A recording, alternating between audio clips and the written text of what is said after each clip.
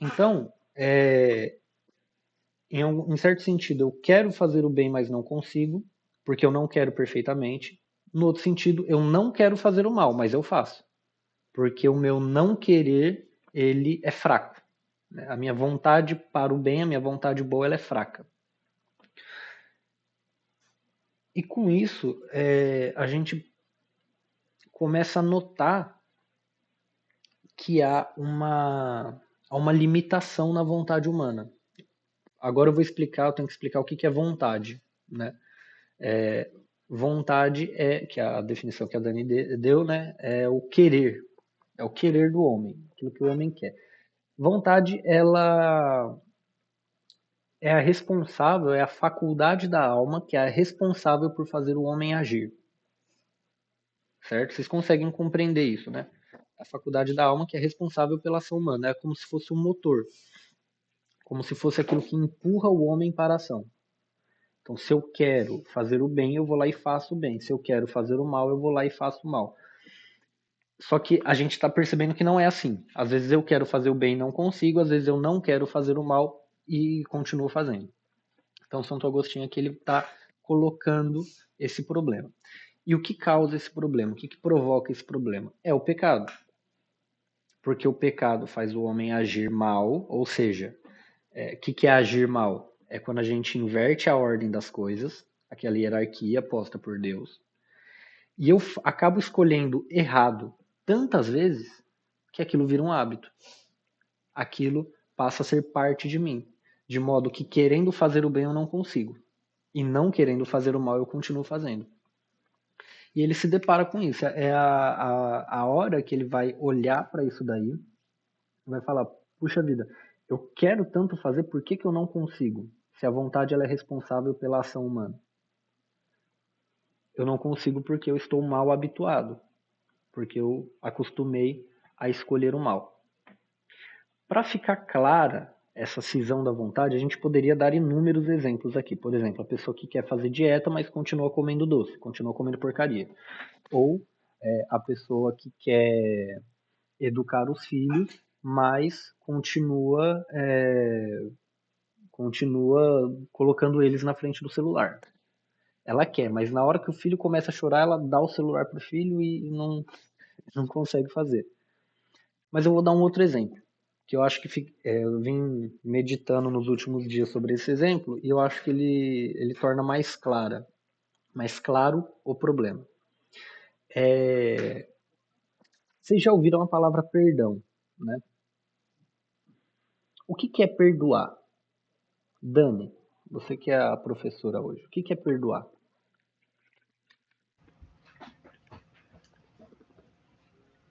Para mim, não sei se eu tô certa ou errada, mas assim, aceitar o outro como ele é, como de uma situação ou de alguma coisa, eu não vou esquecer, mas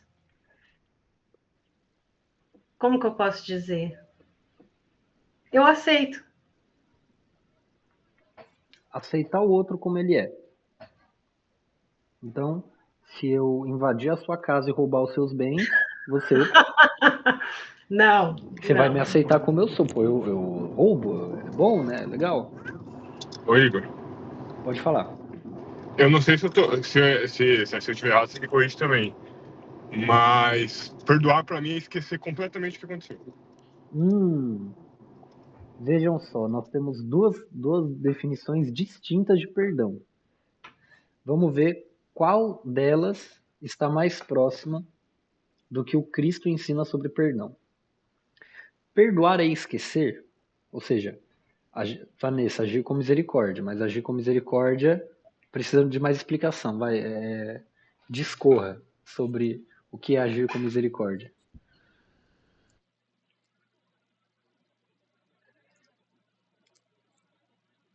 Vai, amiga, fala aí. Eu? Não, Devia a ter ficado Vanessa. quieta, né?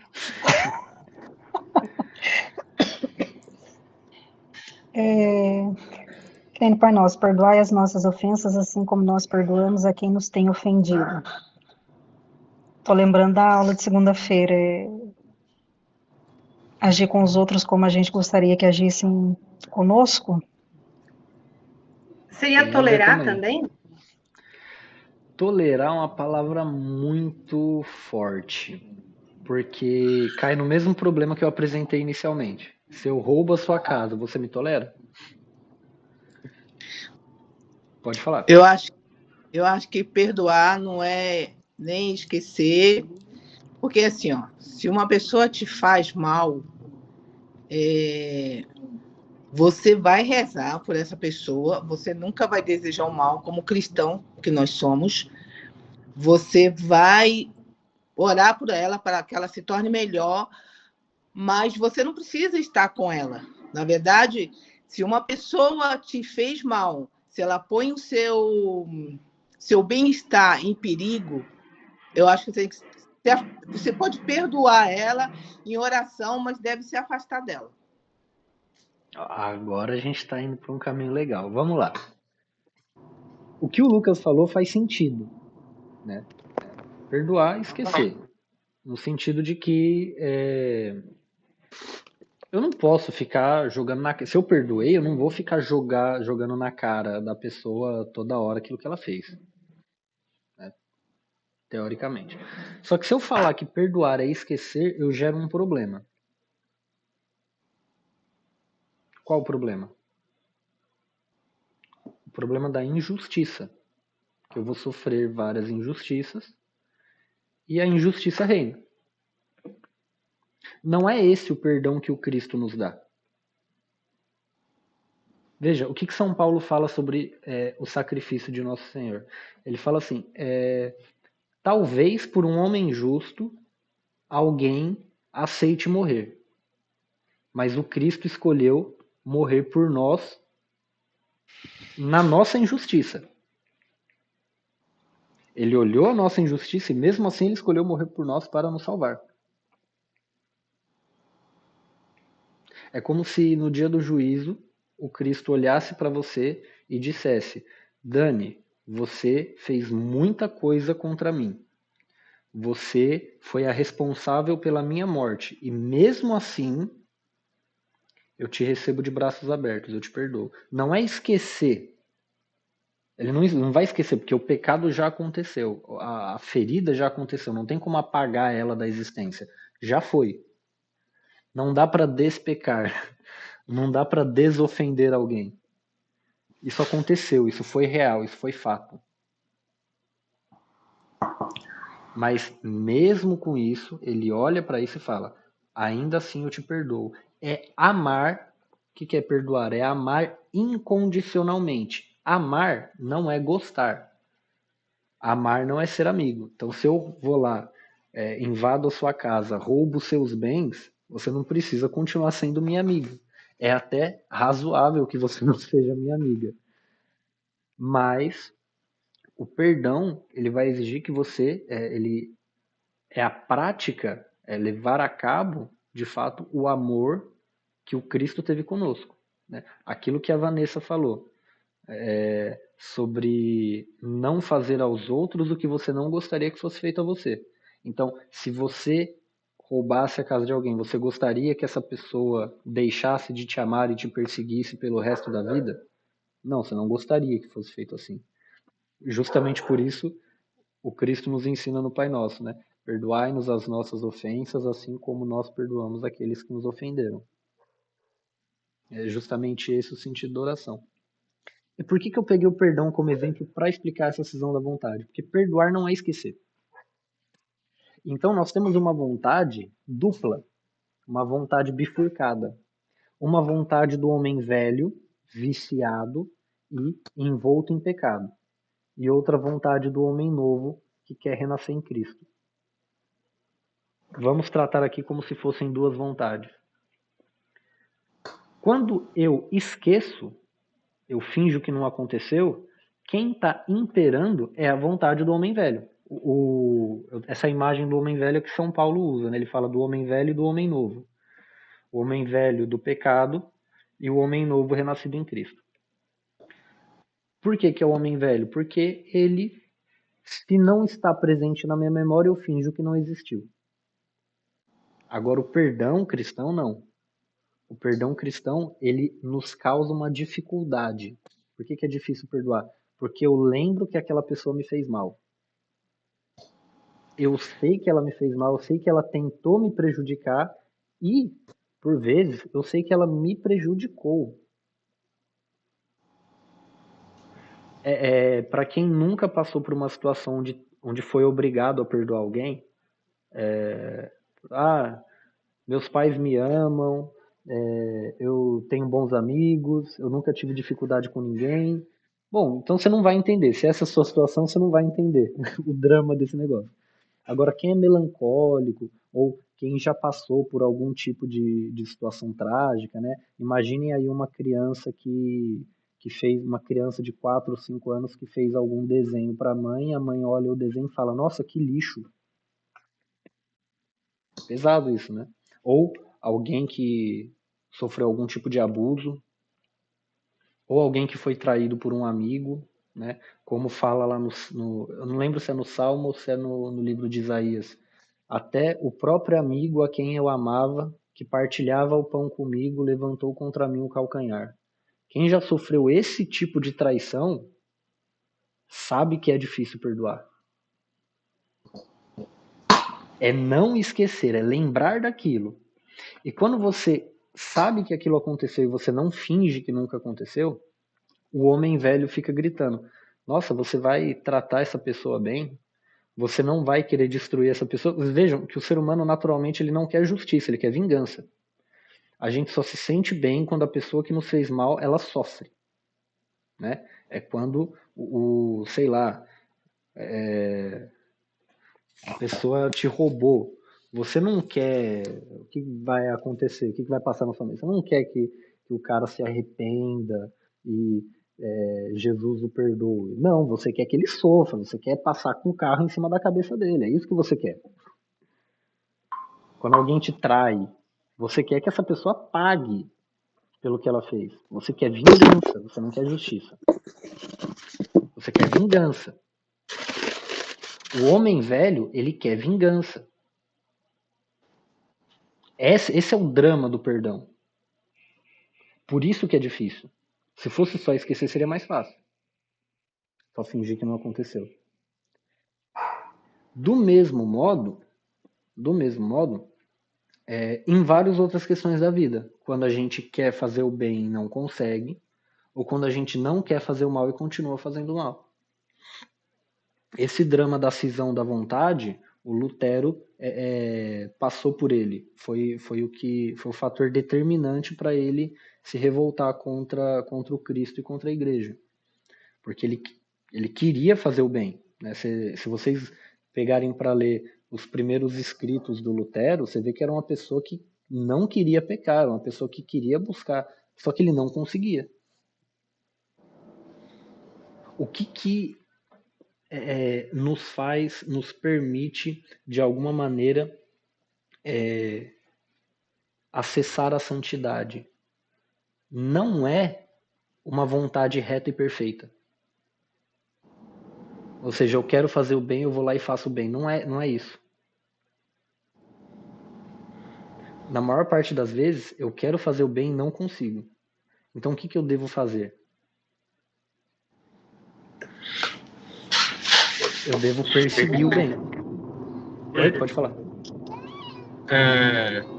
E ao contrário, seria algo nobre você sentir vontade de vingança, por exemplo, porque você ficou irritado com alguma situação, você não quer fazer o bem, mas você vai lá e faz o bem? Sim, porque aí eu estou contrariando a minha vontade decaída. Vocês conseguem compreender? Qual que é o drama? Eu quero fazer o mal, eu quero me vingar e às vezes eu posso. Mas eu escolho não fazer. É aquilo que a Vanessa falou. Por que ela falou que tem a ver com a aula de ontem? Porque é exatamente essa ideia. É exatamente essa ideia. É a ideia do homem que finalmente ele alcança a liberdade. O que São Paulo fala, foi para a liberdade que o Cristo nos libertou. Isso é liberdade. É você ter a possibilidade de se vingar e não fazer. Você ter a possibilidade de errar e não errar. Você ter a possibilidade de fazer o mal e fazer o bem. É a descrição aqui do dicionário, né, da vontade. A primeira parte, faculdade que que tem o ser humano de querer, como você falou, que a vontade é um querer, Uhum. de escolher, de livremente praticar ou deixar de praticar certos atos. Sim, sim. É, agora vocês podem começar a vislumbrar uma dificuldade, que é a dificuldade de que o homem não consegue fazer isso. A gente não consegue sozinho, com nossas próprias forças, nós não conseguimos fazer isso. E esse é um drama, assim, é um drama genuíno. A vida humana, ela é uma comédia. Ela não é uma tragédia. Vocês sabem a diferença? Eu não sei se eu já comentei a respeito disso. A diferença entre tragédia e comédia no teatro grego? A tragédia, ela é protagonizada pelos deuses. Os deuses têm uma vontade sólida. O que eles querem fazer, eles vão lá e fazem. A comédia, ela não é protagonizada pelos deuses, é protagonizada pelos homens. Os homens não têm uma vontade perfeita. Se vocês procurarem na própria genealogia de Cristo, quem que foi o rei que Deus mais amou? Quem foi o rei preferido do povo de Deus? Foi Davi. E o que Davi fez? Mandou matar o parceiro dele, né? Colocou o cara na linha de frente para morrer, para poder pegar a mulher do cara. É mesmo. E terminou a vida dele na cama com 3 ou 4 menininhas novas. Entendeu? Esse cara era o preferido de Deus, veja. Percebam. Por quê? Porque Deus ama o pecado? Não, de maneira nenhuma. Ele ama a vontade que luta contra o pecado. Eu acho que eu já contei a história do monge bêbado para vocês, né? É uma história que contam no Monte Athos, que é um mosteiro ortodoxo, só tem monge lá. Mosteiro não, uma ilha. Um monge morreu e aí as pessoas foram falar para o monge mais velho. Ô, Dom Fulano, você viu que aquele monge bêbado lá morreu? Ele, que monge bêbado? Aquele lá, pô, que vivia encachaçado aí pelas ruas e tal. Não, monge bêbado não. O Dom Fulano, Fulano que morava naquela casinha lá. Ah, tá, vocês estão falando do Dom Fulano. O Dom Fulano, vocês já conversaram com ele? Não, nunca conversamos. Então, ó, quando ele chegou aqui, ele chegou com uns 15, 16 anos e ele veio fugido da guerra.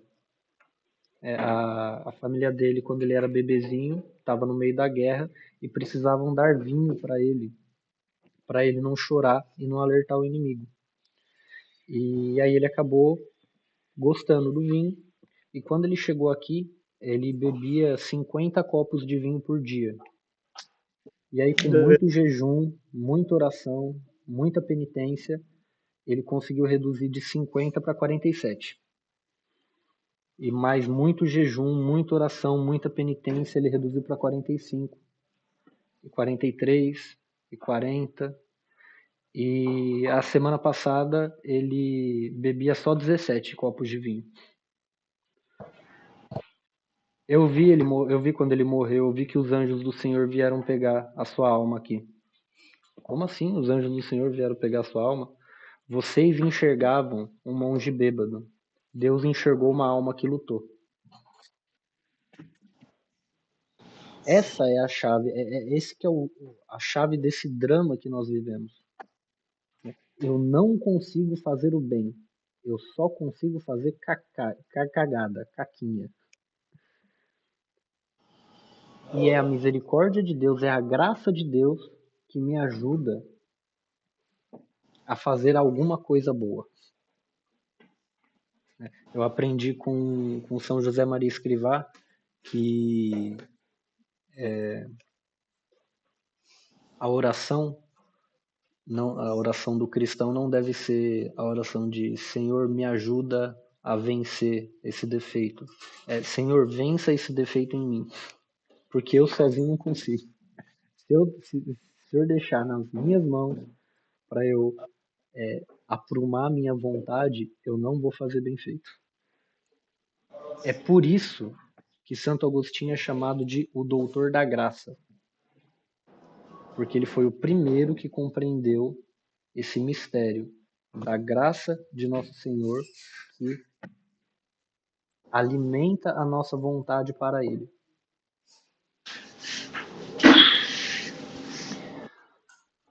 Dúvidas, perguntas, questões ou colocações, fiquem à vontade.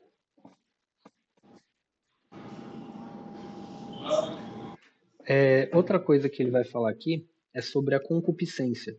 Concupiscência vai ser o nome que nós damos para essa vontade decaída. É uma vontade naturalmente inclinada ao mal. É uma vontade que naturalmente busca na matéria aquelas coisas que são do espírito. Nós usamos geralmente a palavra concupiscência para se referir à concupiscência da carne, mas existem 3 tipos de concupiscência. Quais são?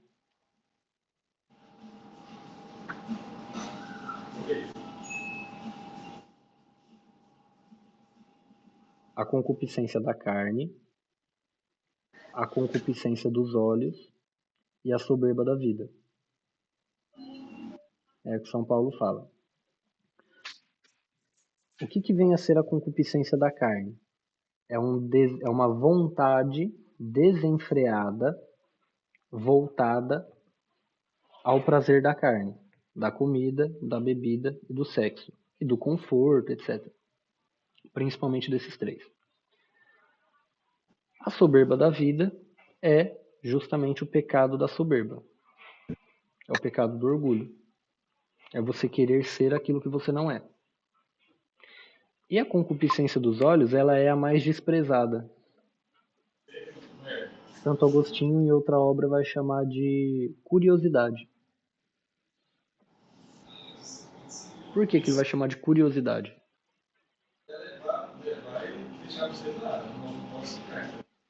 Porque a curiosidade matou o gato?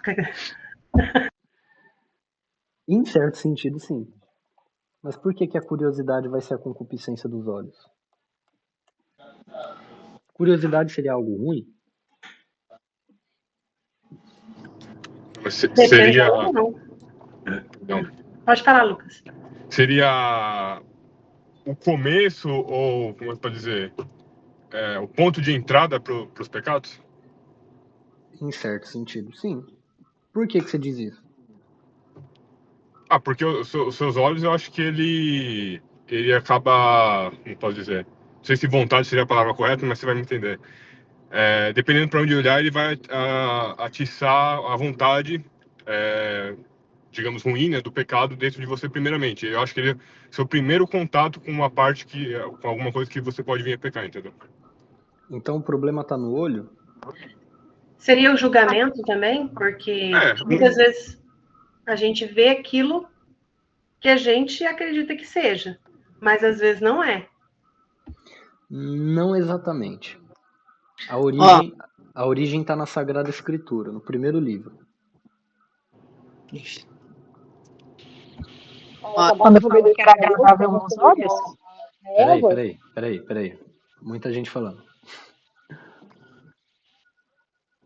Agora não tem ninguém falando. Eu vou falar. Assim, para mim, é você saber o que é pecado e você deixar que seus olhos enxerguem. Vou dar um exemplo para os homens casados aqui. Uma mulher passa um pouco pelada, bonita, cabelo, corpo. Você não tem que permanecer com os olhos nela, porque se você permanecer, você está dando entrada para o pecado. Você tem consciência disso. Mas a concupiscência dos olhos, ela é anterior a isso. É anterior? Não sei. A Vanessa acertou. Fala aí, Vanessa, discorra, porque você só jogou uma frase aleatória. Gente, vai sair eu e a panela de pressão chiana aí. Não, porque fala, né, que Eva olhou, né, e viu que era agradável aos olhos. Eu esqueci as outras lá. Mas, assim, era meio que uma frase para cada sentido, não é? Tipo, Exatamente. Era palatável, alguma coisa nesse sentido, não é? Então, assim, para cada sentido tinha um chamariz, vamos dizer assim. Mas o primeiro, quando ela fala com a serpente, a primeira coisa que ela percebe era de agradável aspecto. Ou era agradável aos olhos. Então, por que eu falo que é anterior ao fato de, por exemplo, no exemplo dado pela Maria José, anterior ao fato de passar a mulher? Porque a concupiscência dos olhos ela é a curiosidade. Ou, em outras palavras, a busca por novidade. Alguém pode pensar, não, mas curiosidade não é aquilo que a criança tem? Não é aquilo que a criança tem? Toda criança é meio curiosa, né? Certo? Tô com medo de concordar. Errado. Com você eu sempre fico com medo de concordar. Errado. A criança não é curiosa, a criança ela quer conhecer. A busca pelo conhecimento não é de maneira nenhuma concupiscência dos olhos, não é de maneira nenhuma pecado. E nem abre a porta para o pecado. A busca pela novidade é. Sim. Não é simplesmente querer conhecer. Veja, um homem que olha para uma mulher com o desejo de possuí-la no mais íntimo do seu coração, ele não olha querendo conhecê-la. A última coisa que ele quer é conhecer. Uma criança que olha para um besouro e quer destrinchá-lo para olhar, né, como que é o seu corpinho para dentro, ela quer conhecer. Vocês conseguem compreender a diferença? A gente pode dar um outro exemplo. Um exemplo de um pecado que é pouquíssimo confessado, mas deveria ser mais. Que é a fofoca. A As mulheres são as primeiras que riem dessas coisas. Vejam, o que é a fofoca? É justamente a concupiscência dos olhos. Eu quero saber a novidade. Para poder espalhar essa novidade. Para mostrar que eu sei aquela novidade. Eu não quero conhecer o fato. Eu quero só a novidade. O meu compromisso é com a notícia. Não é com a verdade, é com a notícia, não é? Isso é a concupiscência dos olhos. E a concupiscência dos olhos, ela está em várias esferas da vida. Qual que é, por exemplo, a realidade atual que mais mostra a concupiscência dos olhos? Aquilo que o ser humano faz hoje em dia muito e mais revela essa concupiscência dos olhos. Que é um hábito comum. E, salvo o melhor juízo, todo mundo aqui deve fazer. Comer? Fuçar nas redes sociais. Exatamente, a Leandra foi em cheio. Ficar zapeando no Instagram, no TikTok, ficar buscando treta. Ou você viu o que fulano lá disse? Nossa, você viu o que aconteceu? Olha essa notícia do Centro Dom Bosco aqui. Nossa, que absurdo. Olha, veja só, você viu que fulano brigou com ciclano lá e não sei o quê? Isso é concupiscência dos olhos. É a busca pela novidade. Isso é a curiosidade. E isso mostra que nós somos guiados pela vontade má, pela vontade concupiscente. Eu estou explicando aqui um aspecto disso que Santo Agostinho falou, né? Essa concupiscência. Ele está se referindo principalmente aqui à concupiscência carnal, mas a gente consegue extrair todas essas outras coisas. Pode prosseguir, Dani. Ou se alguém tiver mais alguma coisa a falar, fique à vontade.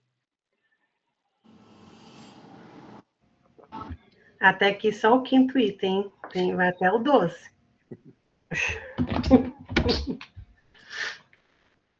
Seis. Narração de Ponticiano. Contarei agora e confessarei, ó Senhor, meu amparo para a glória do vosso nome redentor. Como me arrancastes dos laços do desejo carnal, aqui estava tão estreitamente preso. Levava a vida do costume, numa ansiedade crescente, suspirando todos os dias por vós e frequentando a vossa igreja por todo o tempo que me deixavam livre os negócios, sob cujo peso gemia. Habitava comigo Alípio. Alípio é o amigo dele, né? Que já está um pouquinho. Desonerado do cargo de juiz, depois de ter sido assessor pela terceira vez, esperando ocasião de vender de novo as consultas, como eu vendia a arte da eloquência, se é que, pelo ensino, a podemos transmitir. Nebrídio, porém, havia cedido à nossa amizade, vindo substituir nas aulas a Verecundo, o nosso mais íntimo amigo, cidadão milanês e gramático, que com grande instância desejava, e em nome da amizade pedia, que um de nós lhe prestasse a ajuda de que tanto carecia. Portanto, não foi o desejo das comodidades que atraiu para este ofício a Nebrídio, pois poderia, se quisesse, tirar mais rendimento das suas letras. Mas, como amigo tão doce e aprazível, não quis, por dever de benevolência, desprezar o nosso pedido. Procedia, porém, com a maior prudência, tendo o cuidado de se não fazer conhecido dos grandes segundo este mundo. Evitava, no trato com eles, toda inquietação do espírito, que queria conservar livre e desocupado, com o maior número de horas possíveis para indagar, ler ou ouvir ler qualquer assunto da sabedoria. Ora, um dia, não me recordo por que Nebrídio se achava ausente. Um tal Ponticiano, nosso compatriota, como o africano que era, que no palácio desempenhava um cargo elevado, veio à nossa casa visitar-nos, a mim e a Alípio. Já não sei o que nos queria. Sentamo-nos para conversar. Por acaso, viu em cima da mesa do jogo, que estava diante de nós, um códice. Pegou nele, abriu-o e, inesperadamente, encontrou as epístolas do apóstolo São Paulo. Imaginara que era algum dos livros cujo estudo me atarefava. Então, sorriu-se para mim e, felicitando-me, admirou-se de ter encontrado em frente de meus olhos este livro, e só este livro. Ponticiano era um cristão fiel que muitas vezes se prostrara diante de vós, ó meu Deus, na igreja. Só uma pausa, Dani, rapidinho. Eu esqueci de observar uma analogia que Santo Agostinho faz no ponto 5º, que ele compara o homem dominado pela vontade decaída, pelo homem velho, com alguém que está dormindo, tá? Agora, salvo o melhor juízo, alguém vai pegar um balde de água fria e vai jogar em cima desse homem dormindo, só para vocês verem. Pode continuar. Ele ainda vai falar sobre isso aí.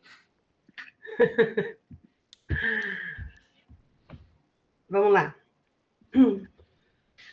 Ponticiano era um cristão fiel que muitas vezes se prostrara diante de Deus, diante de vós, ó meu Deus, na igreja, em frequente e longa oração. Declarei-lhe que todo o meu maior cuidado ia para aquela Bíblia. Assim nasceu a conversa de Ponticiano acerca de Antão, monge do Egito, cujo nome resplandecia notoriamente entre vossos servos, mas que até aquela hora nos era desconhecido. Quer dizer, ele ali nunca ouvia falar de Antão, apesar de estar frequentando a igreja, né? Agora, veja que curioso. Quem aqui já ouviu mesmo falar de Santo Antão? Não só de ouvir falar, mas conhece a vida dele. Exatamente. Não mudou muita coisa em 2.500 anos. Em 1.500 anos, né? Não mudou muita coisa, pode continuar. Mas olha o que a vida de Santo Antão vai fazer para ele. Vossos... Cadê? Assim nasceu a conversa de Ponticiano acerca de Antão, monge do Egito, cujo nome resplandecia notoriamente entre vossos servos, mas que até aquela hora nos era desconhecido. Quando reparou nisto, Alongou-se na conversa. Ele percebeu, né, Ponticiano, que os dois nunca tinham ouvido falar de Antão. Sugeria-nos um homem tão grande, para nós desconhecido, e estranhava a nossa ignorância.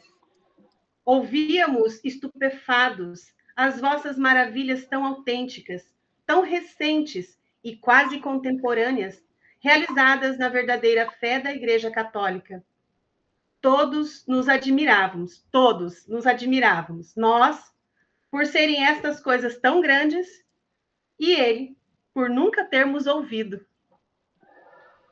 Daqui passou a conversa à multidão de mosteiros, os bons costumes que recendiam o vosso suave perfume, e, enfim, aos férteis desertos do ermo. Ermo aqui eu até procurei para saber, que eu não sabia o que era isso aqui, é do que está só, solitário, né? Uhum. Tudo isso ignorávamos absolutamente. Havia mesmo em Milão, fora das muralhas, um mosteiro cheio de santos religiosos, sob a tutela de Ambrósio, e nós, sem o sabermos. Ponticiano prosseguia, continuando sempre a falar, e nós todos atentos em silêncio. Passou a contar-nos que um dia, não sei quando, ele e 3 camaradas saíram, creio que em Tréveres, a passear pelos jardins contínuos das muralhas. Era depois do meio-dia e o imperador achava-se absorvido nos jogos circenses. Por acaso, caminhando afastados, em grupos de 2, um com Ponticiano, e do mesmo modo os outros, tomaram por caminhos diferentes. Ora, estes últimos deram com uma cabana, onde habitavam uns vossos servos, pobres em espírito, de quem é o reino dos céus. Encontraram lá um códice, onde estava escrita a vida de Antão. Um deles começa a lê-la. Principia a admirar-se, a abrasar-se, e enquanto lia, pensava em abraçar tal vida e servir-vos, abandonando a milícia do século. Pertenciam ao número dos chamados agentes de negócios do imperador. Então, de repente, cheio de santo amor e salutar confusão, irado consigo mesmo, pousou os olhos no amigo e disse-lhe: Peço-te que me digas aonde pretendemos nós chegar com todos esses trabalhos? Que buscamos? Por que razão militamos? Que esperança maior podemos conceber no palácio do que sermos validos do imperador? Mas, para isso, quanta incerteza e quantos perigos! Quantos perigos para chegar a um perigo ainda maior? E quando lá chegaremos nós? Porém, se eu quiser ser amigo de Deus, posso sê-lo desde já e imediatamente. Vejam, Diz, a, a força que o exemplo da vida de Santo Antão tem na vida de 2 caras que, vejam, eles eram servidores públicos. Tá? Eles tinham a sua estabilidade tranquila, né? Tinham seu cargo remunerado, pago pelo governo, com imposto, tá? Eles estavam tranquilos.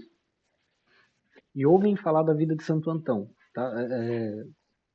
Para vocês saberem, Santo Antão era um jovem rico do século III, salvo o melhor juízo, ou quarto, que ouviu uma vez na igreja o padre dizer: aquele que quiser me seguir, vai e vende tudo que tens, dá aos pobres e depois me segue.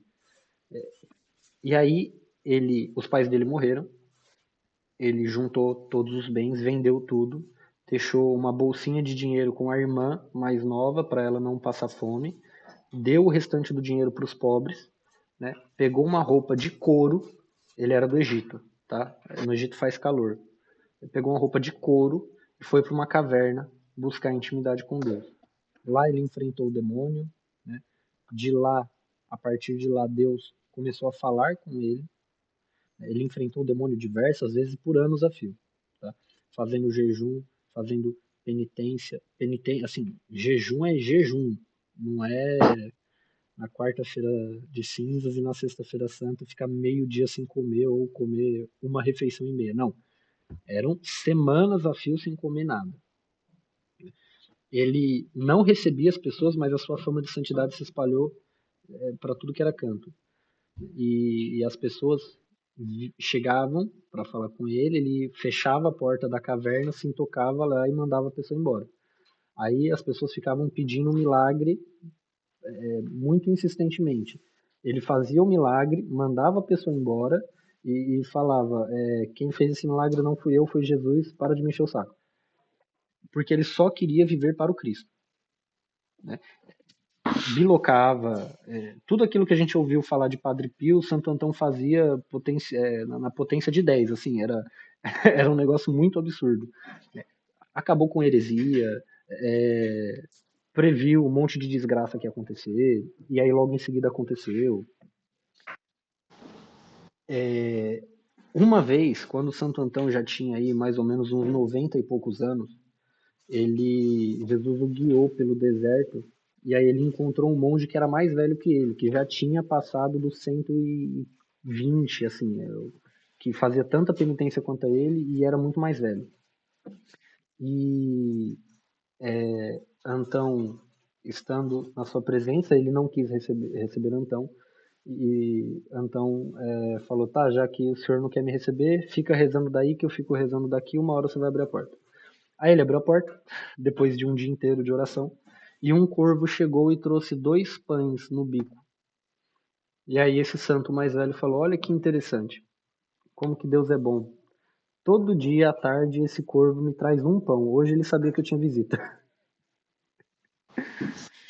Antão viveu na época das perseguições, ele ainda passou pelas perseguições. E ele queria ser mártir. Então, quando ele ouviu que a perseguição tinha voltado, ele foi até onde estava o governo romano e falou: gente, eu tô aqui, me matem. E aí o pessoal falou: eu não, você tá maluco, você faz milagre. E aí não mataram ele. Ele foi condenado a viver aí 100 e poucos anos de oração, penitência. Assim. A vida dele é absurdamente impressionante. É muito impressionante mesmo. E tem muitos relatos sobre as coisas que ele fazia. O santo que chega mais próximo do que foi Antão é Santo Padre Pio. Mas assim, é o mais próximo. E também ele é mais recente, a gente tem mais contato com ele. Veja, a alegria que as pessoas estavam aqui falando para Agostinho de Antão é a mesma, uma intensidade muito semelhante quando um carismático ouve falar de Padre Pio. Já viram um carismático que acaba de conhecer Padre Pio? E aí ele fica falando, não, porque ele fez milagre, ele bilocava, porque ele desviava a bomba, e era mais ou menos essa ideia. Não, ele não está ouvindo falar da vida de qualquer um, tá? Já ouviram aquela frase, né, que a palavra convence, mas o exemplo arrasta. O exemplo de pobreza de espírito que fala Jesus no Evangelho na vida de Santo Antão é tão gigantesco que ele fez, vejam um milagre, servidores públicos federais largarem os seus cargos para viverem a pobreza. Isso não é pouca coisa. Tá? O Lucas tinha levantado a mão. Instantaneamente, né? Só o fato de ler já decidiram. E isso vai ser a razão da tristeza de Agostinho daqui para frente. Pode falar, Lucas, você tinha... Não, é que é uma curiosidade, né, que o pessoal conta como lenda, né? Aí a gente fica à mercê de acreditar ou não, mas uma curiosidade sobre o Santo Antão, pelo todos os prodígios que ele fez, eu não acho difícil isso ter acontecido. Mais uma vez li que um fiel foi se confessar com ele, e enquanto o fiel estava se confessando, um diabo apareceu. E o fiel ficou muito assustado e saiu correndo. Aí ele virou e falou assim: calma, é só o diabo.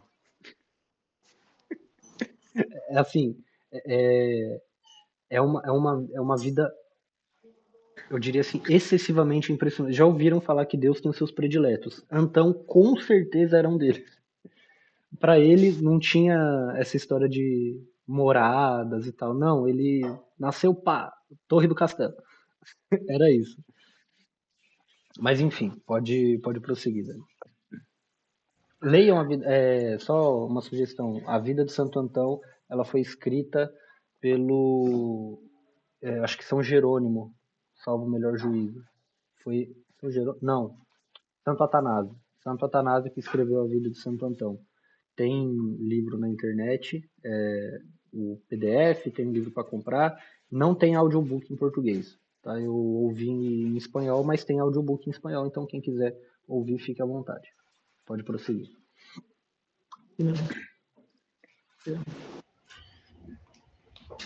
Disse estas palavras e, agitado, exaltado por aquela gestação de vida nova, lançou de novo os olhos ao livro. Lia e transformava-se interiormente onde só vós o víeis.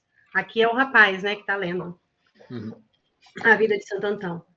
O pensamento fugia-lhe deste mundo, como logo se notou, ao ler. Revolveram-se-lhes as ondas do coração.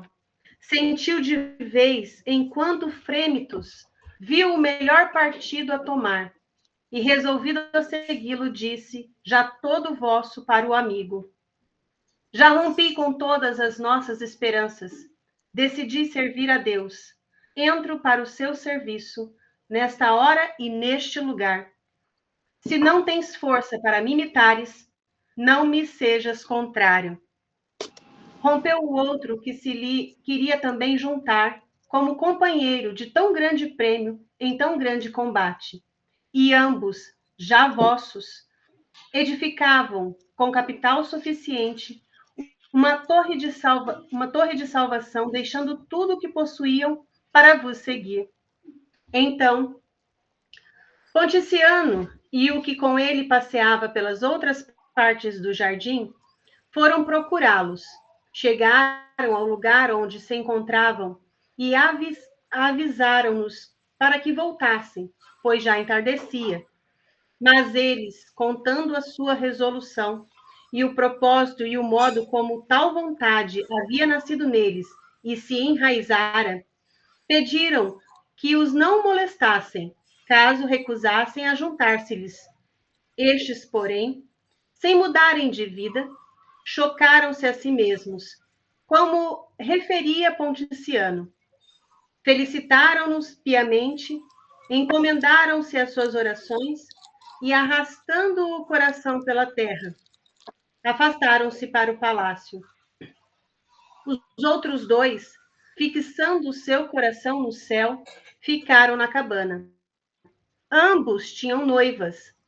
Quando estas, depois, souberam de tal resolução, consagraram-vos também à virgindade. Eu coloquei aqui com relação ao título, eu pus assim, depois o Igor complementa, porque tudo que ele fala está comprado do que eu estou colocando aqui. Quem está em busca da verdade, mesmo sem saber ou querer, quando a encontra, já não é mais o mesmo, se ver rendido pela verdade revelada. Foi revelado a verdade e a decisão de conversão foi instantânea, não tinha como negar, no caso dos dois, né? O testemunho de Antão foi como um dardo certeiro no coração daqueles dois camaradas, para que Deus fizesse ali morada e eles mudassem de vida. Quer dizer, o testemunho de um santo, por isso que a importância da gente também, nós hoje, no caso, né? Buscarmos conhecer mais sobre a vida dos santos e ensinar aos nossos também, né? Quer falar alguma coisa dessa parte? Não. Essa história de Santo Agostinho, enquanto você estava lendo, a gente percebe que Agostinho escrevia muito bem. Né? A gente sente a alegria dele lendo essas palavras. E me lembrou que no ritual do casamento, no ritual bizantino do casamento, o padre ele faz referência a 12 santos mártires, que aconteceu o seguinte, na época das perseguições. Prenderam 12 cristãos e colocaram eles num lugar frio e completamente nus, né? Tava nevando e tal. E ao redor deles haviam banheiras de água quente. E aí os romanos falaram, se vocês não quiserem morrer de frio, vocês podem pular aqui nas banheiras. Vocês só precisam falar que vocês não são mais cristãos. Né? Acabou, é só isso. Não precisa pagar imposto, não precisa fazer mais nada, só isso. E eles, morrendo de frio, permaneceram, mas um deles começou a vacilar. E tinha um soldado romano vendo isso daí, guardando, e ele nunca tinha ouvido falar de Cristo. E ele viu e falou pro camarada dele que havia um homem descendo do céu com 12 coroas nos braços. E um daqueles cristãos renunciou o Cristo e saiu correndo para a banheira de água quente. E uma das coroas caiu da mão do anjo. E aí o soldado que viu aquilo falou: se ele quis perder, é problema dele. Eu vou pegar para mim. Tirou as suas vestes e saiu correndo para ser martirizado junto. O exemplo da vivência do cristão, ele é instrumento para a salvação das almas das pessoas. Inclusive foi o que o padre falou no nosso casamento. Ele disse: as pessoas precisam olhar para vocês e enxergarem o amor de Deus. Se vocês conseguirem fazer isso, vocês tiveram um bom matrimônio. Se vocês não conseguirem fazer isso, vocês falharam na missão miseravelmente. Ou seja, isso não vale só para quem é casado, isso vale para qualquer batizado. Vós todos que fostes batizados no Cristo, vos revestistes do Cristo. Somos, enquanto cristãos, vejam, por que nos chamamos cristãos? O que é um cristão? É um alter Christus, é um outro Cristo. Nós carregamos conosco o nome de Cristo. E nós devemos carregar em nossas vidas essa força do exemplo. Embora nós tenhamos uma vontade tíbia, uma vontade sonolenta, uma vontade tímida, não é uma vontade que nem a desses sujeitos aqui que largaram na hora tudo. Ou o caso desse soldado romano que eu falei, que na hora que ele viu a coroa caindo, ele falou: eu vou pegar para mim. A força do exemplo na vida do cristão, ela é o instrumento que Deus quer usar para a salvação das almas. E isso precisa, assim,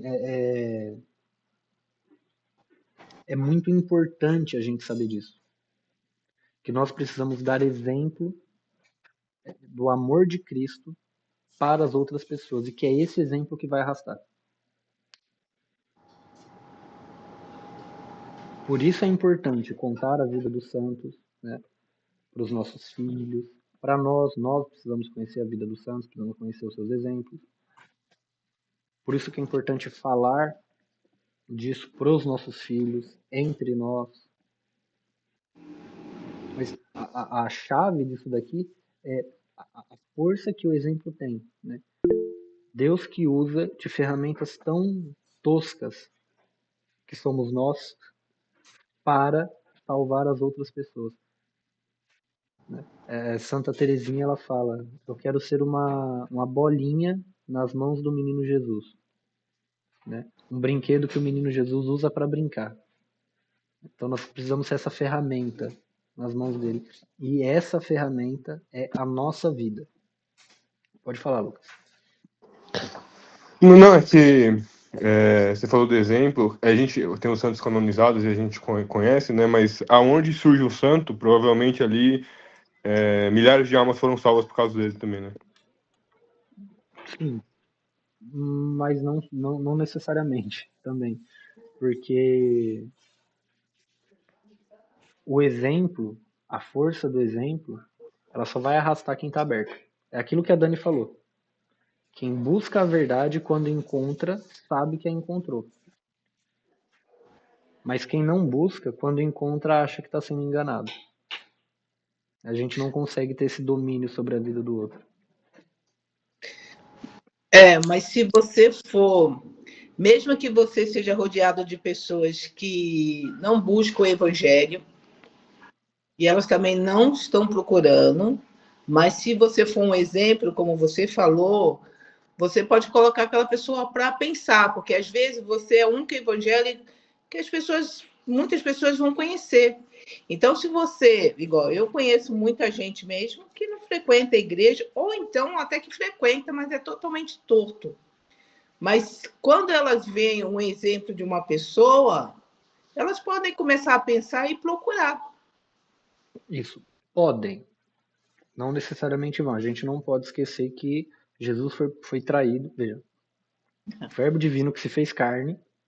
Veja, não era um fato típico. Não era normal. Não é normal você ver Deus. Você conviver com ele, comer junto com ele, e ir pro rolê com ele. Isso não é normal. E ele foi traído por alguém que era seu amigo, né, que estava lá junto com ele. Então, vejam, por que Jesus não fez milagre para o Herodes? Ele não fez milagre diante de Herodes. Ele poderia ter feito. E não fez. Por quê? Porque se ele fizesse qualquer milagre diante de Herodes, ele aumentaria a culpa de Herodes. Porque Herodes não queria se converter, ele não estava buscando a verdade. Ah, então quer dizer que a gente não deve, então, em determinadas situações, não devemos ser exemplo. Não, nós devemos. Vós sois o sal da terra e a luz do mundo. Ninguém acende uma lâmpada para escondê-la debaixo do alqueire. Mas quando você acende a lâmpada, você coloca no móvel alto para a lâmpada, no caso é a lamparina, tá? Para que ilumine tudo. Então, esse é o nosso dever de cristão. E isso tem força. Deus usa isso. E a força não é nossa. Para ficar mais claro ainda, a força não é nossa. A luz que nós irradiamos não é nossa. Pode falar, Andréia. Quando você falou do coração endurecido, quando a pessoa está com o coração endurecido, ela não consegue enxergar, né? Veja, Porque às vezes você fala algo bem claro para a pessoa e a pessoa parece que olha para você, legal. E não parece que não penetra. sim, sim. E por isso, tudo bem, não vai penetrar, essa pessoa tem o coração duro, então para ela eu não serei cristão. Não, ao contrário. Para ela eu tenho que ser mais cristão. Né? Veja, para ficar mais claro ainda, nós devemos tratar as pessoas de maneira diferente. Devemos tratar diferente os católicos dos protestantes. Com os protestantes nós devemos ser melhores. Compreende? Para eles a gente tem que ser melhor. Pode falar, Dani. Não, você falou de Herodes, né? Mas, ao contrário, Pilatos, que buscava a verdade, né? Assim, pelo menos ele questionou a verdade, não foi? Ele buscou de maneira arrogante, né? Ele é o cara que tem a audácia de olhar para a verdade e perguntar Mas o que é a verdade. Isso não poderia depois que aconteceu no caso a crucificação. É que não relata biblicamente falando, né? Mas ele se converter, por exemplo? Poderia, mas não temos nenhuma segurança disso, ao contrário, né? Pela escolha que ele fez, a gente sabe o caminho que ele tomou. Porque existem na própria escritura relato de 2 soldados que se converteram na hora. São Malco e São Longuinho. São Malco é o da orelha e São Longuinho é o que furou o lado de Cristo. Que no momento em que furou o lado de Cristo disse: este é verdadeiramente o Filho de Deus. E que era um romano. É um cara que não conhecia Deus. Na hora ele viu. Ou o bom ladrão também, né? Que viu Jesus e na hora se converteu. Entende? Mas o mais importante daqui, nós precisamos ser a luz. Não de maneira arrogante. Ah, não, eu sou cristão, eu sou a luz do mundo. Vejam como eu brilho. Não. Não. Eu sou só uma ferramenta. A luz que eu resplandeço não é minha, é do Cristo.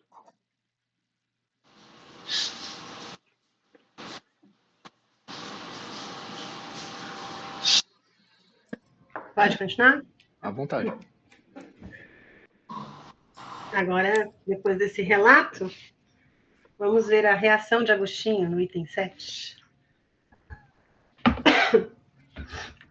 Isto me contava Ponticiano, mas vós, Senhor, enquanto ele falava, fazíeis-me refletir sobre mim mesmo, tirando-me da posição de costas em que me tinha posto para eu próprio não me poder ver. Colocava-me perante o meu rosto, para que visse como andava torpe, disforme, sujo, manchado e ulceroso. Via-me e horrorizava-me, mas não tinha por onde fugir. Todas as vezes que me esforçava por afastar essa visão, Ponticiano avançava sempre na narrativa. Colocáveis-me a mim mesmo diante de mim, e arrancáveis-me para a frente dos meus olhos, para que, encontrando a minha iniquidade, a odiasse. Conhecia, mas fingia que não havia, procurando esquecê-la. Mas quanto mais ardentemente amava aqueles jovens, de quem ouvia contar salutares exemplos, pois se entregaram todos a vós para os curardes, tanto mais execravelmente me odiava, ao comparar-me com eles. Com efeito, já tinha decorrido muitos anos, talvez uns 12, desde o ano 19º da minha idade, em que me aproximei pelo estudo da sabedoria ao ler o Hortêncio de Cícero. Eu ia adiando a hora de desprezar a felicidade terrena para me entregar à busca da sabedoria, cuja investigação, para não falar já da sua descoberta, se deve antepor aos tesouros encontrados, aos reinos do mundo e, enfim, aos prazeres corporais que, a um aceno, afluíam à minha volta. Eu, jovem tão miserável, sim, miserável, desde o despontar da juventude, tinha-vos pedido a castidade, nestes termos: dá-me a castidade e a continência, mas não me deis já. Temia que me ouvisseis logo e me curasseis imediatamente da doença da concupiscência que antes preferia suportar que extinguir. Tinha andado por maus caminhos, em sacrílega superstição, não que estivesse certo dela, mas porque antepunha a outras verdades que não procurava com piedade e combatia hostilmente. Você quer falar alguma coisa? Não, é que essa oração de Santo Agostinho é maravilhosa. É. Dai-me a castidade, mas não agora. Vejam, eu quero me converter, mas espera só um pouquinho, Jesus. Deixa eu só fazer mais um pouquinho de pecado aqui. Eu quero amar o próximo, mas depois, agora eu quero odiar o próximo. Eu quero destruir o próximo. É aquilo que você falou, né? Que eu não sei qual aula que foi que a gente conversando, você falando que o pecado ele é gostoso, né? E aí você teme por não deixar aquilo que é gostoso, achando que de repente vai acabar, né? Você tem medo de perder aquele gostinho de quero mais, de é proibido. Isso barra. E Santo Agostinho, a imagem que ele usa aqui é: eu estava de costas para mim e nesse momento o Senhor me virou. É que nem é igualzinha. Você lendo, eu estava visualizando aquela cena do Tropa de Elite, quando o Capitão Nascimento pega a cabeça do Noia e esfrega no buraco de bala que tá no outro traficante lá, né? E pergunta: quem matou esse cara aqui? Ah, não, foi algum de vocês. Vocês não. Quem matou esse cara aqui foi você, seu Noia. É como se Jesus estivesse colocando você diante de você e perguntando: quem matou esse cara aqui? Foi você. E aí é horrível isso. Esse sentimento é horrível. É você perceber que você gastou tanto tempo atrás de lixo. Você gastou tanto tempo perdendo a sua vida. E aí você fala: pô, bicho, Por que você tá me obrigando a ver isso? Eu já sabia, você não precisava me mostrar. Que é o que ele fala.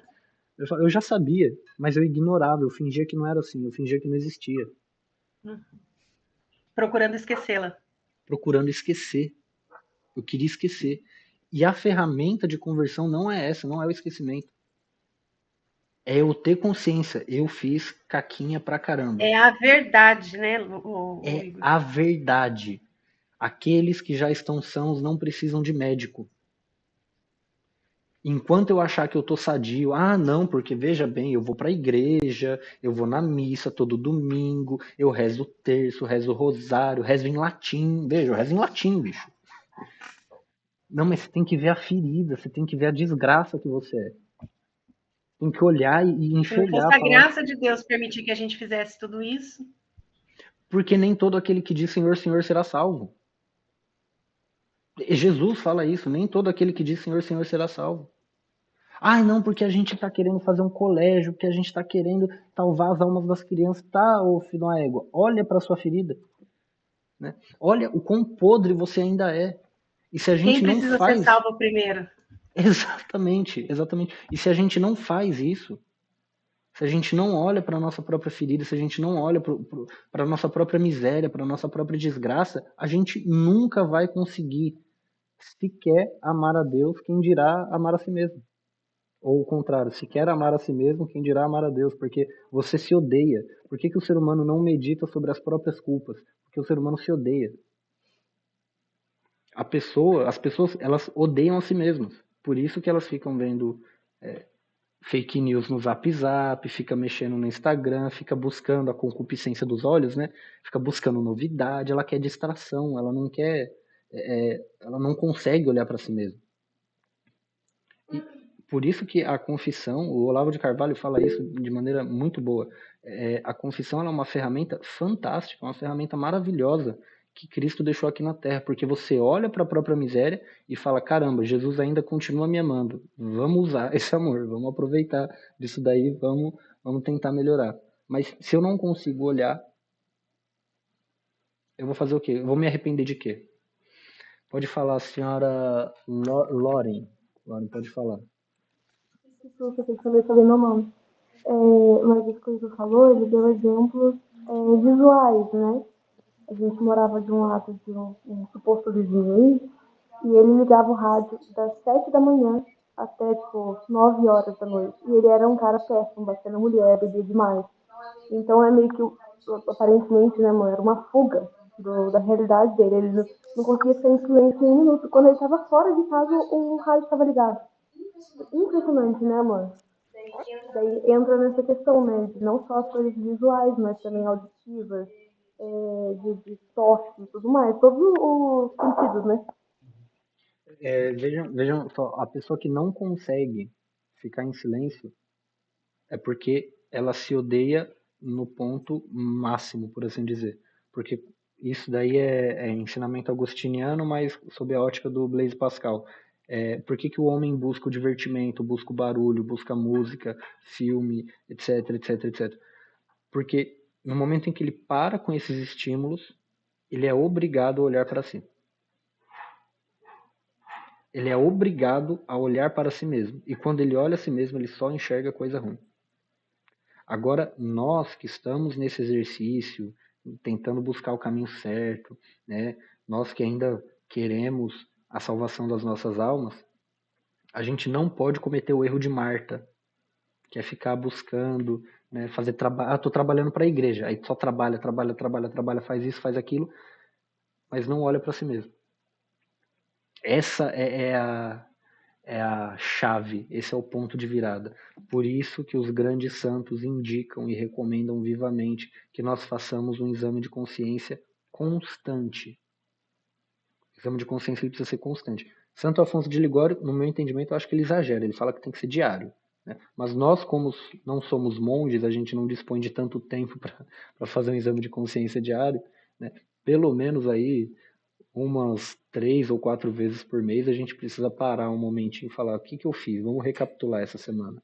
O que eu fiz de certo, o que eu fiz de errado, e ser sincero consigo mesmo.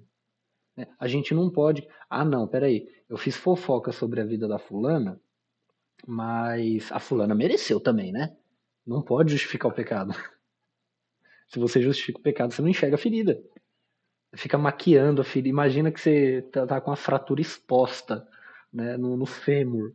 E aí você põe um monte de glitterzinho em volta e vai no médico. É assim? Não é assim. Você tem que mostrar a ferida. Não pode ignorar que ela tá lá. Né? E confessar, né, quando a gente tem a graça da confissão dos pecados, confessar sendo sincero. Ó, eu odiei a Deus, eu odiei o meu próximo, eu odiei a mim mesmo, eu fui ganancioso, etc, etc, etc. Mostrar, né? Ser sincero e olhar isso daí. Porque se você não olha, não tem o que fazer. Santo Agostinho fala, eu não queria olhar, e Deus ficou esfregando a minha cara diante dos meus olhos para eu ver a desgraça que era. E esse é o motivo da tristeza dele. Aqui, Santo Agostinho ele falou do sentimento de tristeza nos livros anteriores, que era sempre uma tristeza má, era uma tristeza que deixava ele para baixo, é uma tristeza baseada em coisas humanas. Essa tristeza que ele está falando agora é uma tristeza segundo Deus. Por que uma tristeza segundo Deus? Ele não estava triste só porque ele era um porco miserável. Ele estava triste porque ele não conseguia amar a Deus. Ele viu isso, ele percebeu isso. E essa foi a razão da sua tristeza. É diferente da tristeza humana. Eu tô triste porque o coleguinha não gosta de mim. Eu tô triste porque me fecharam no trânsito. Eu tô triste porque o meu filho não quer falar comigo. Não, isso daí é besteira. Aqui é a chave. Eu tô triste porque eu não amo a Deus. E ele vai falar um pouco mais dessa tristeza. Pode prosseguir, Dani.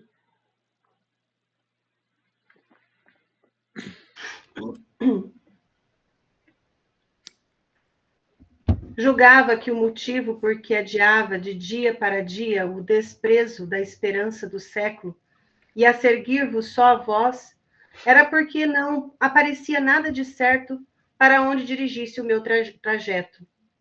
Veio então o dia em que me via todo nu, sob as repreensões da concupiscência. Onde está a tua palavra? Não dizias que era por causa da incerteza da verdade que não abandonavas o fardo da tua vaidade? Já tens a certeza e ainda o fardo te carrega. Quando outros que não se mataram em procurá-la, nem meditaram 10 anos ou mais em tais assuntos, recebem asas nos seus ombros mais livres. Só peço para vocês prestarem atenção nesse jogo de palavras que ele colocou aqui. Né? Onde está a tua palavra? Não dizias que era por causa da incerteza da verdade que não atiravas com o fardo da tua vaidade? Já tens a certeza. E ainda o fardo te carrega. Então ele fala, o fardo que eu carregava, na verdade era ele que estava me carregando. O fardo da vaidade que estava carregando Agostinho. E antes, nos livros anteriores, ele fala, né? Eu preciso ter a certeza da verdade para eu prosseguir, para eu largar a vaidade. Aí é que a consciência dele falando, mas você não é um homem de palavra? Você não é o bichão? Você não falou que era só ter... Agora você tem a certeza. Por quê? O que te impede ainda? Por que essas outras pessoas conseguem e você não? Pode continuar.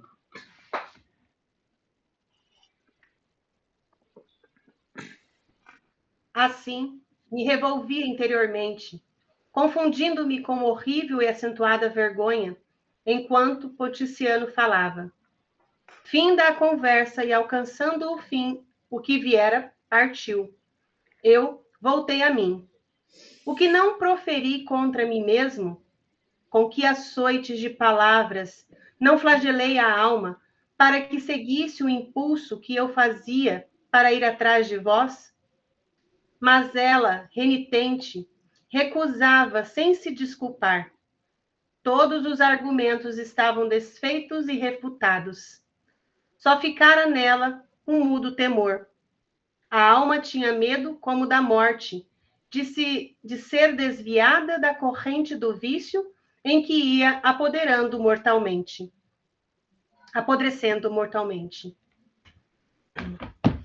Aqui como você falou, ele já não tinha mais argumento nenhum, né? Quer dizer, o próprio livro fala, ele estava nu. O que eu vou fazer agora? Não tem Qual que é a mais o que eu desculpa? refutar, não tem mais desculpa, né? Ou eu decido, ou eu decido.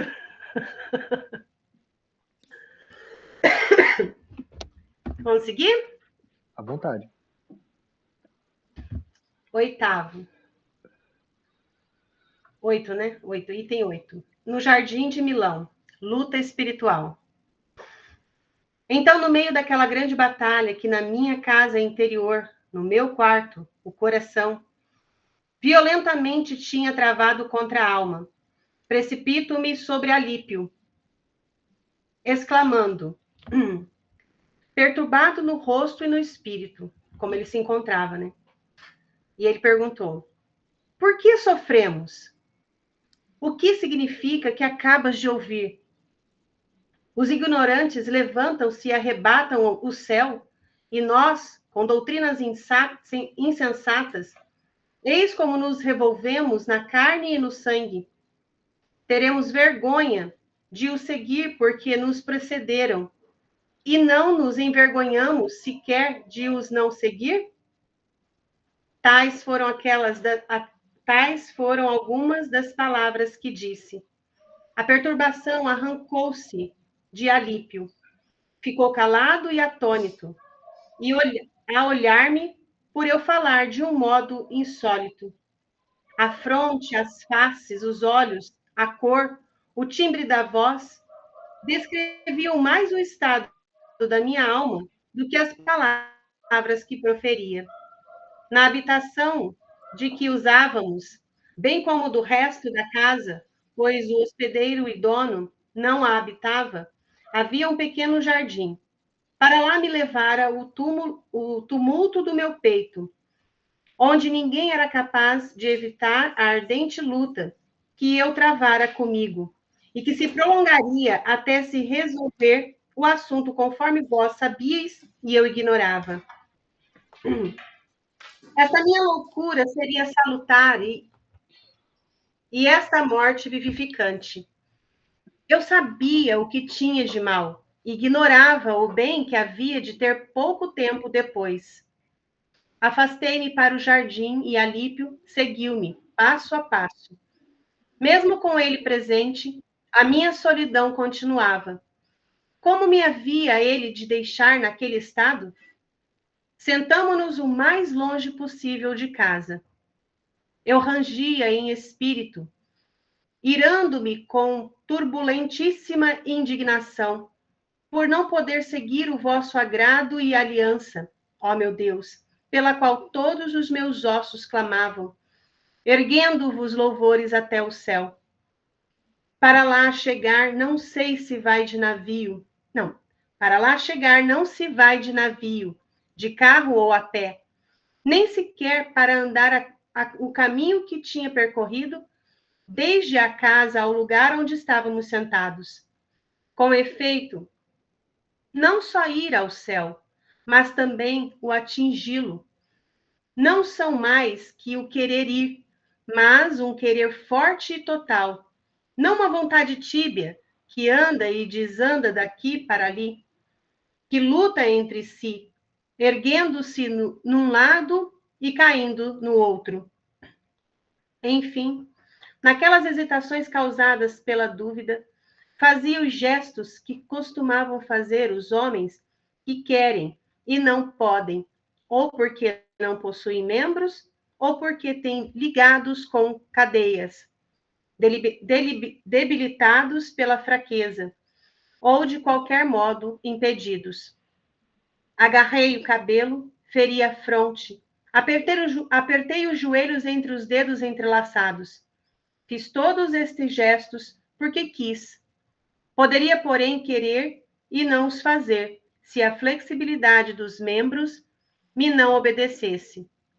Fiz, portanto, muitos movimentos, quando o querer não era o mesmo que o poder. Não fiz o que incomparavelmente desejava muito mais, apesar de o poder fazer logo o que quisesse, porque para o querer, basta querer sinceramente. Ora, aqui, a faculdade de poder identificar-se com a vontade, o querer já era praticar. E, contudo, não acontecia assim, porque o corpo, movendo ao mínimo sinal os membros, obedecia mais facilmente à vontade fraquíssima da alma do que a própria alma se obedecia a si mesma para efetuar a sua grande vontade só com a vontade. Aí aqui eu queria até, me veio assim, Romanos 7, né? Deixa eu pegar aqui rapidinho. Deixei marcado. E São Paulo, ele fala assim, não faço o bem que quereria, mas o mal que não quero. Ora, se faço o que não quero, já não sou eu que faço, mas sim o pecado em mim habita. E aí eu anotei aqui que assim, e aqui está a questão, o domínio de si. Aquele que tem o autodomínio, o autocontrole, é vencedor das mais tenras batalhas. A maior batalha que poderíamos enfrentar não está fora de nós, e sim dentro, com o nosso próprio ser. Quer falar, Igor? Veja, quando Jesus pergunta para os apóstolos, o que dizem? Quem dizem que eu sou? Os apóstolos respondem, uns dizem que é Elias, outros que é João Batista, outros que és alguns dos profetas. Jesus pergunta, e vós, quem dizeis que eu sou? E São Pedro levanta e diz, vós sois o Cristo, o Filho do Deus Altíssimo. E Jesus responde, bem-aventurado és tu, Simão, filho de Jonas, porque não foi a carne nem o sangue que tu revelou, mas o meu Pai que está nos céus. Eu agora te declaro, tu és Pedro, e sobre essa pedra edificarei a minha igreja, e as portas do inferno não prevalecerão sobre ela, contra ela. Eu acho que são essas as palavras. Não foi a carne nem o sangue que te revelou isso, mas o meu Pai que está nos céus. Não é possível ao homem, por força própria, querer isso. É possível querer, a gente tem uma certa inclinação a Deus, natural. Mas nós não conseguimos, sem a graça, fazer isso que Santo Agostinho diz, né? Com efeito, não só o ir ao céu, mas também o atingi-lo. Não só mais que o querer, mas um querer forte e total. Esse querer forte e total, nós só conseguimos com a graça de Deus. E é uma graça que Deus dá a quem quer. A quem quer receber essa graça e a quem Ele quer dar essa graça. Então como que eu sei que Deus quer dar essa graça a mim, que não consigo ter essa vontade forte e total? Eu sei por confiança, porque Deus não quer que ninguém se perca, mas que todos se salvem e cheguem ao conhecimento da verdade. Isso a gente poderia chamar de graça suficiente. É a graça que é suficiente para que nós queiramos amá-lo.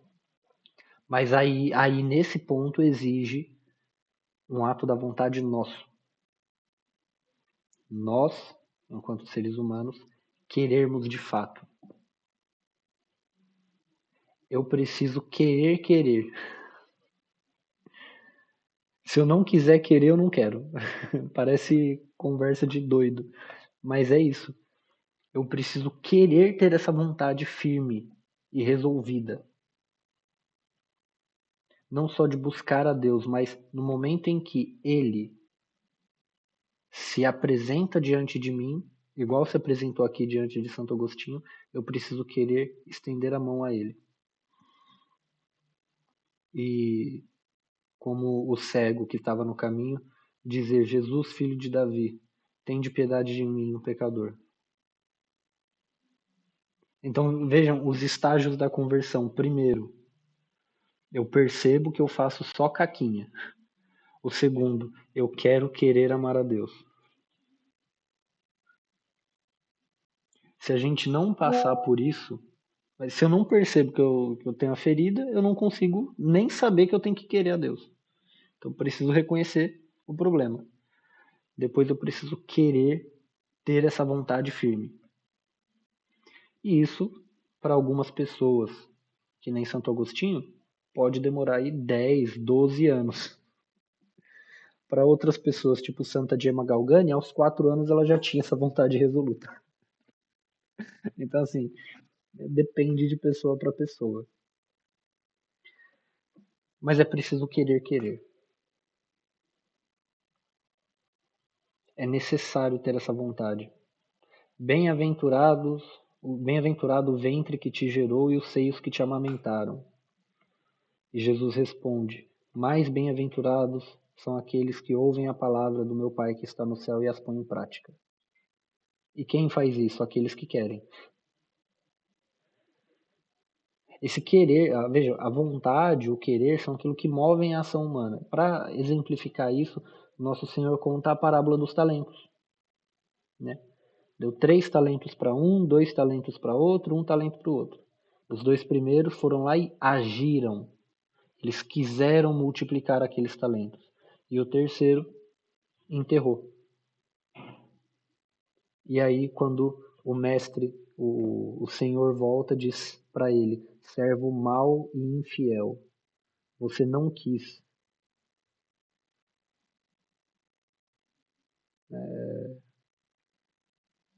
Eu tenho um medo de chegar no dia do meu juízo e ouvir isso.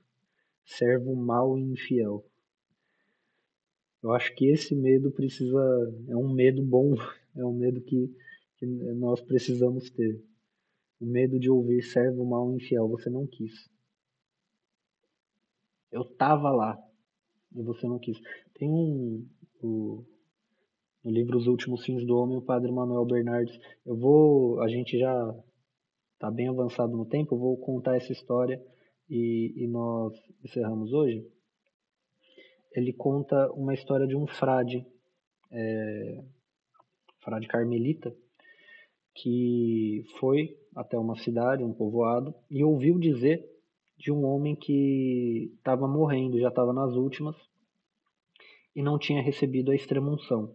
Então o padre foi lá, na casa do doente, do moribundo, e ofereceu o sacramento para ele. Ele falou: eu não quero, eu vivi a minha vida inteira sem padre e agora eu não quero padre nenhum.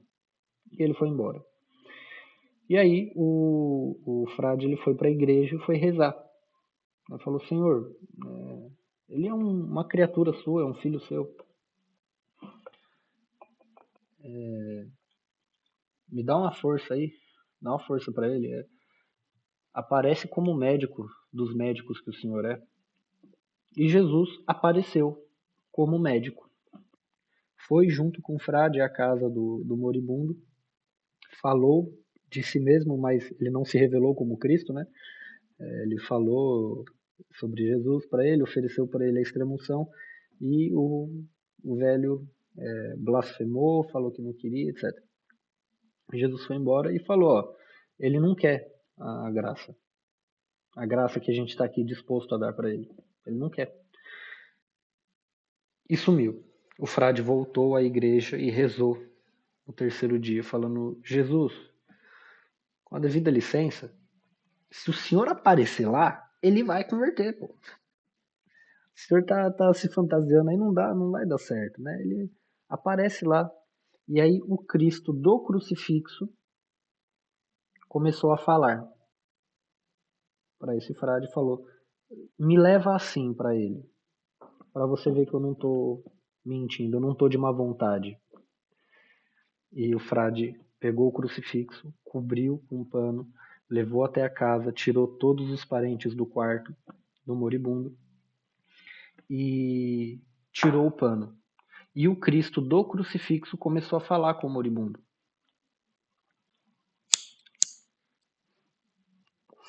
Dizendo: a vida inteira você me negou, você não quis a mim, mas agora eu tô aqui. Agora eu estou aqui e vou te salvar. porque você vai morrer inevitavelmente. Mas agora eu vou te salvar. E o velho começou a blasfemar diante do crucifixo.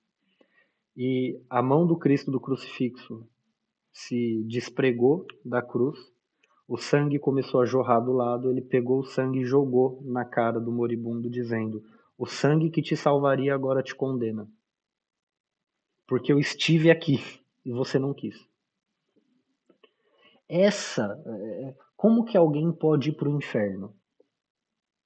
As pessoas não querem Cristo.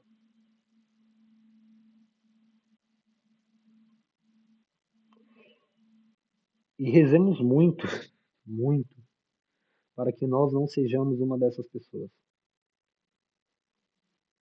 O padre Manuel Bernardes ele conta várias outras histórias que exemplificam esse fenômeno. Só vai para o inferno aquele que não quer a misericórdia.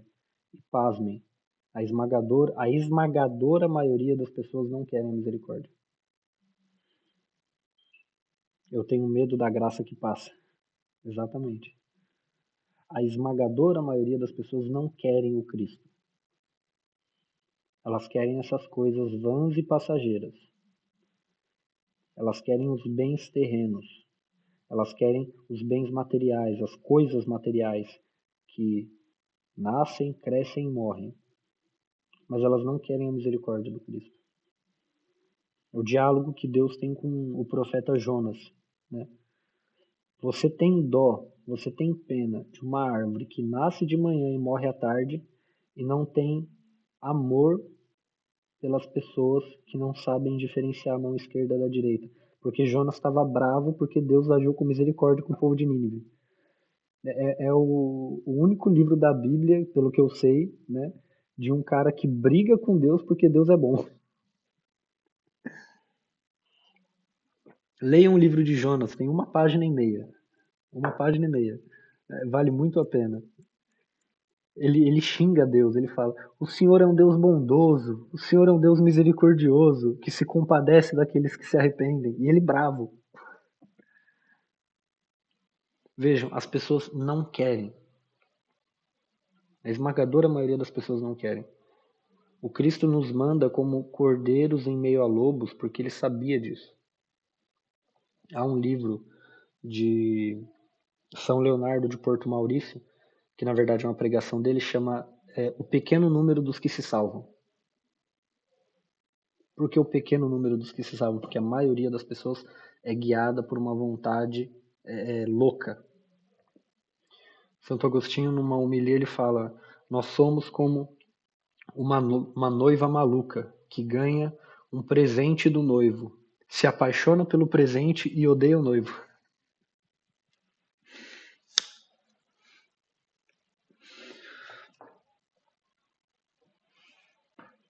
E nós que somos cristãos, precisamos lembrar, vou contar uma última história. O Alexandre Magno, ele, no meio de uma das suas batalhas, ele viu um soldado que era covarde e perguntou o nome do soldado. O soldado falou: eu tenho o mesmo nome que o senhor, né? Eu me chamo Alexandre. E Alexandre Magno disse para ele: aut muta nomen aut mores. Ou você muda o seu nome ou você muda o seu jeito. Porque eu não vou ter o mesmo nome que um covarde. E a mesma coisa Cristo diz a nós: aut muta nomen aut mores. Ou nós mudamos de nome, deixamos de nos chamar cristãos, ou mudamos de hábito, ou mudamos de costume. Falar de condenação da alma diante de uma história de conversão é pesado, eu sei. Mas esse exemplo de Agostinho, para nós, precisa ser também um exemplo de conversão. Para a nossa conversão. E a nossa conversão é mais difícil do que a conversão dele. Porque Santo Agostinho, nesse estágio da vida, ele tá que nem aquela música lá. Eu era um bêbado que vivia drogado, mas eu fui curado e encontrei a Jesus. Na casa do Senhor não existe o Satanás. Para ele estava fácil. Porque ele tinha uma vida toda desregrada. Nós já a gente já está um pouco mais ordenado, né? Ou um pouco menos desordenado. E nós precisamos ter essa resolução, ter essa, como dizia Santa Teresa d'Ávila, uma determinada determinação.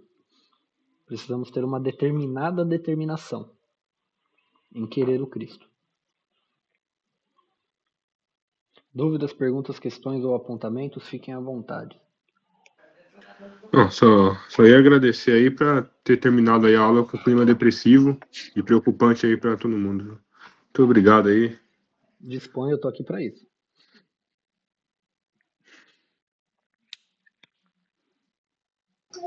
Hoje é um dia de engolir a seco, né? A saliva tá até demorando para descer. Mas vocês percebem que não é sem sentido isso, né? A vida Exatamente por isso que demora para descer. Não, eu acho que é porque faz sentido que a gente ficou preocupado, né?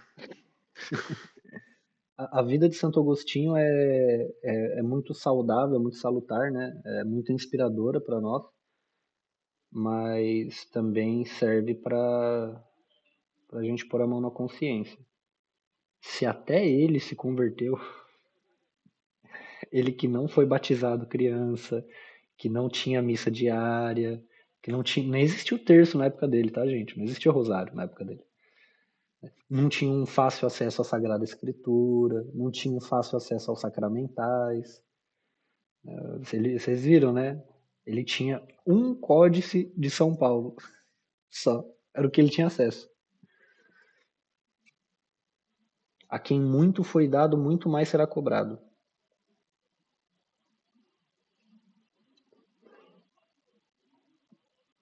Uma vez eu fui me confessar e o padre virou para mim e falou: você sabe que o menor pecado que você comete é muito mais grave que o pecado que a maioria das pessoas cometem, né? Eu falei, eu sei. Ela sabe que você tá lascado, né? Não tem Nossa, que como motivador. desouvir essa aula, né? A ideia é essa. Tá ficando cada vez Mas mais aí é que difícil. tá, né?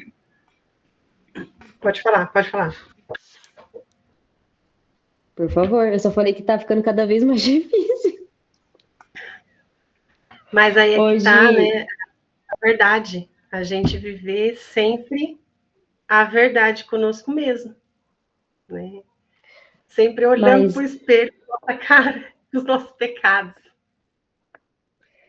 o que me acalma, assim, e onde eu me apego é que hoje a aula foi uma confirmação para mim. Porque na adoração eu tava falando assim, Jesus, a minha inteligência sabe que o que o Senhor quer para mim é o melhor, mas a minha vontade não quer o que o Senhor quer. E eu falava que o Igor falou, eu quero querer Jesus, eu quero querer o que o Senhor quer. Por favor, mas tem que ser a força, porque a minha vontade não quer. E aí eu me apego é na viúva, né, que bate a porta do juiz, né, do juiz. E aí eu falo, Senhor, eu só quero ser a viúva e ficar aqui pedindo isso até o final da minha vida. Aí uma hora, quem sabe, ele me atende. Exatamente, exatamente. Não percam as esperanças, né? Comamos e bebamos porque amanhã morreremos. Isso diz o insensato.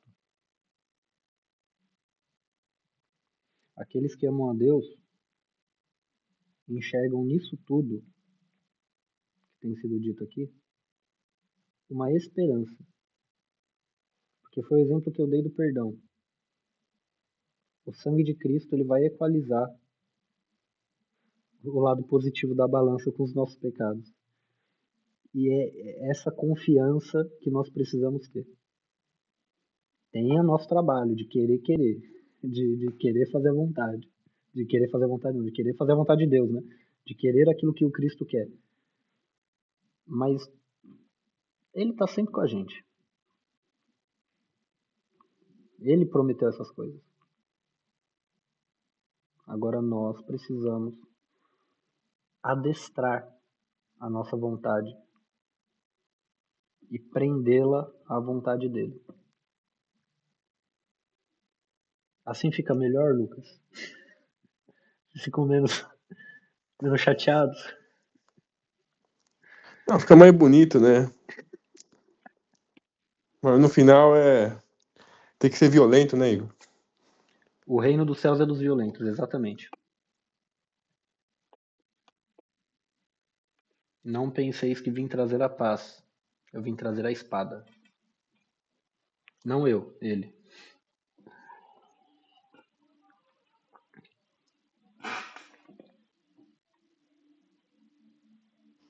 Ó, o pessoal não quer nem falar mais, hein?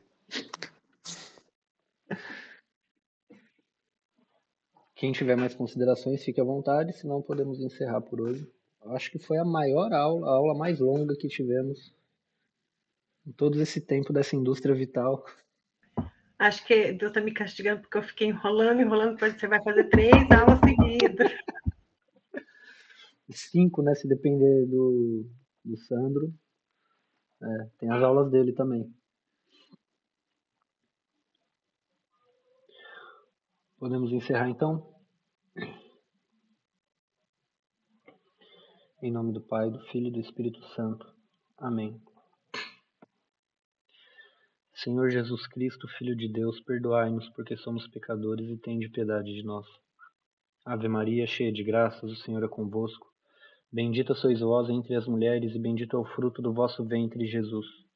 Santa Maria, Mãe de Deus, rogai por nós, pecadores, agora e na hora de nossa morte. Amém. Em nome do Pai, do Filho e do Espírito Santo. Amém. Até semana que vem, senhores. Fiquem com Deus. Com Deus, até amanhã.